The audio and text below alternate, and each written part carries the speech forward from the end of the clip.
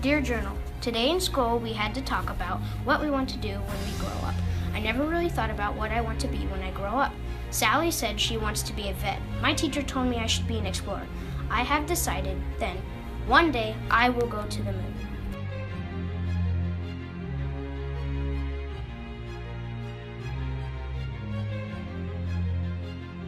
He had been on the moon for only 2 weeks before he discovered that something was wrong. At first, it was only an ill-defined suspicion, the sort of hunch that a hard-headed science reporter like him would not take too seriously. He had come here, after all, at the United States Nations Space Administration's own request. Below him was an overcrowded world that was screaming for more roads, schools, and sea farms, and complaining about the billions of dollars poured into space.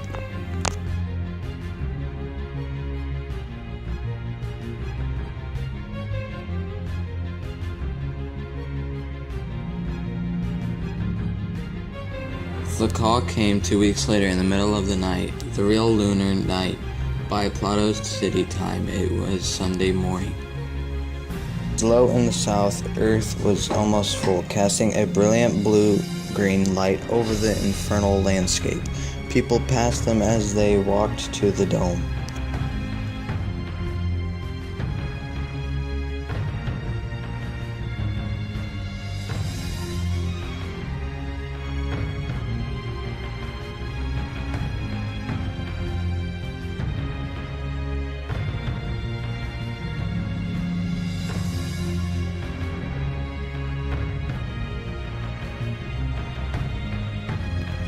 At this time in the morning of the artificial 24-hour day, it was almost desert, and they could talk without interruption. You know everything that's happening on the moon. I'm supposed to make a book out of it. Why are people trying to hide things from me? Action. It's supposed to go. I was afraid you would say that. All I can tell you is that the higher I get in my medical research, the colder the atmosphere becomes. Last time I was here, everyone was very friendly and gave me some fine stories. But now I can't even meet the director. He's always too busy or on the other side of the moon. Anyway, what sort of man is he? What could he be trying to hide? Knowing you, I'm sure you have some interesting theories. Oh, I thought of narcotics and fraud and political conspiracies. But they don't make sense in these days, so what's left scares the heck out of me. Interplanetary plague. I thought that was impossible. Yes, I've written articles myself proving that the life forms of other planets have such alien characteristics that they can't react with us, and that all our microbes and bugs took millions of years to adapt to our bodies. But I've always wondered if it was true. Suppose a ship has come back from Mars, say with something really vicious, and the doctors can't cope with that.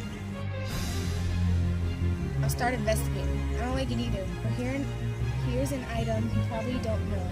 There were three nervous breakdowns in the medical division last month, and that's very, very unusual. Anyways, we better get moving. The morning shower's due in 5 minutes.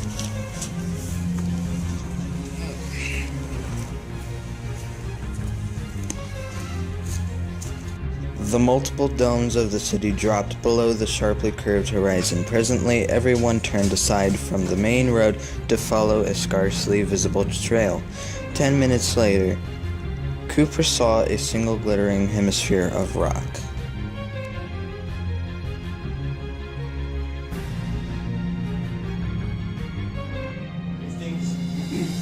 I would like you to meet Mr. Cooper. I've convinced the doctor there's only one way to keep you quiet, and that is to let you know everything. Frankly, I'm not sure if I care anymore. Here, have some bacon for safety. Well, I'll let the doctor handle you guys now. I guess I already get to the point. Do you know what this is? Yes, it's a hamster, the most common rabbit. Yes, a perfectly ordinary golden hamster. Except that this one is 5 years old, like the other one's in the cage. What is so odd about that? Oh, it's nothing odd at all, except for the fact that hamsters only live for 2 years, and some have been living for 10. Oh my goodness. So you found a way for one. No, the moon gave it to us.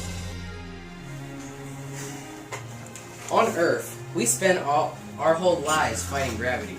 It pulls our muscles and it takes our stomachs out of shape. But here, on the moon, it's reduced to 6, where a man of 180 pounds is actually 30 pounds here. I see. 10 years for a hamster, but for how long for a man? It's not a sex and species. Even a month ago, we weren't certain, but now we are quite sure that the human lifespan is at least 200 years. And you've been keeping it a secret. Fool, you don't understand. Take it easy, doctor. Take it easy. Think of them, 6 billion of them, packing the world to the edges. And here, 1,000 of us living in an empty world, but a world where our technology engineering works. And a man with an IQ of 150 can't even get a job. Now we find out we can live for 200 years. Just imagine how they're going to react to that news. I can't take this anymore. This is your problem, Mr. Willis.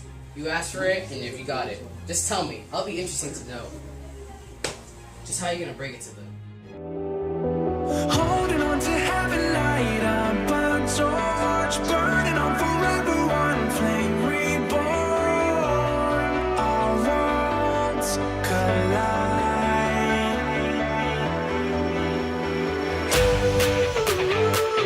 We're satellites.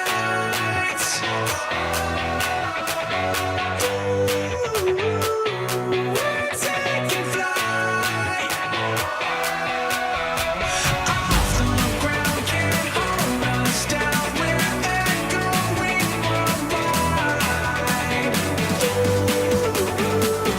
Just for tonight, we are satellites.